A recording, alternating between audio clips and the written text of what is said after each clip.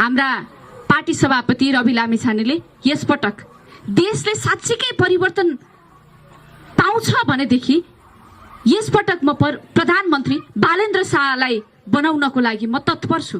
प्रधानमन्त्रीको उम्मेदवार बालेन्द्र शाह हो भनेर उहाँले बाटो खुल्ला गरिदिनु भयो।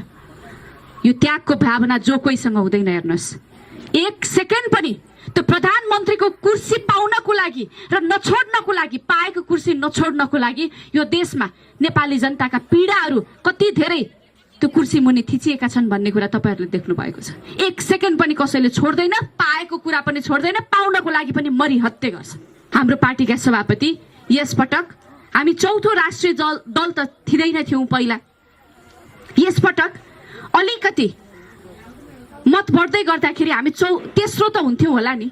तेस्रो हुँदै गर्दाखेरि पनि कम्तीमा पनि एकल त हुन्थ्यौं हामी।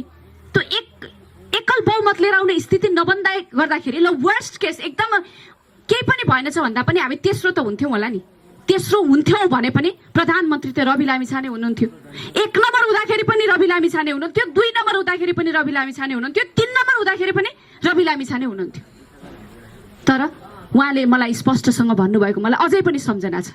मैले प्रधानमन्त्री बन्ने कुरा ठुलो होइन, तर मैले प्रधानमन्त्री बन्दै गर्दा फेरि पनि पुरानै दलहरुसँग मैले हातेमालो गरेर प्रधानमन्त्री बने भनेदेखि मैले मेरा देशका आश गरेका नेपाली जनतालाई के परिवर्तन दिन सकौँला।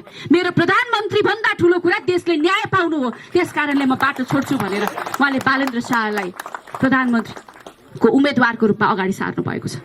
यो अगाडि सार्नु भएको किन हो त भन्दा बालेन्द्र शाहको उहाँ प्रधानमन्त्री हुनुहुन्छ, देशव्यापी रूपमा राष्ट्रिय स्वतन्त्र पार्टीले एकल बहुमत लिएर आउँछ अनि नेपाली जनताका मुद्दालाई अब मुद्दामा मात्रै होइन, मुद्दा उठान मात्रै होइन, मुद्दालाई निर्णायक बिन्दुमा पुर्याउँछ भनेर त्यसरी उहाँले अपेक्षा राख्नु भएको।